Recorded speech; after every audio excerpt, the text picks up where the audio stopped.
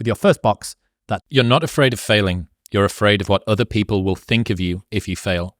But if you're afraid of that, imagine what they think of you when you aren't even trying. Oh yeah, they aren't. I'm such a dick sometimes. Is it strange to hear your like angry toilet tweets read back to you now in the cold, harsh light of day? Oh, God, that was a particularly difficult poo I was cracking out there.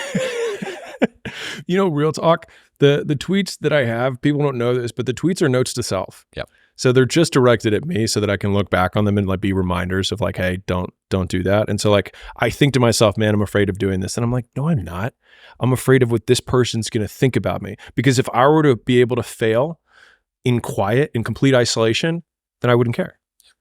And then I think, well, what if I don't succeed in public? What do they think then? Nothing, right? They don't think about me at all. And so obviously that comes from the perspective of seeking to gain approval and attention from others anyway. So it's like, listen, if you're insecure, which everybody is, let's be real, you might as well use the insecurity to get something out of it, right? Like one of my favorite things about entrepreneurship is like use what you've got. And so a lot of people think that they need to fix their conditions in order to get like the perfect conditions before they start. But the perfect condition is whatever one you're in, because it gives you whatever assets you have. That's the cards that you're dealt. And so you just play the hand. And a lot of people have great cards. It's like, man, I'm so afraid of, it's like, use it.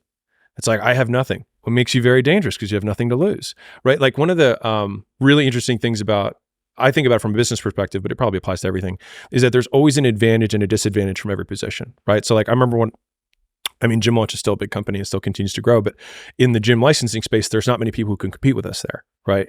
And I would talk to guys who were in the space, I would talk, talking at a conference, whatever, and younger guys would be like, well, I want to be in this space too. And it's not fair because, you have this big advantage.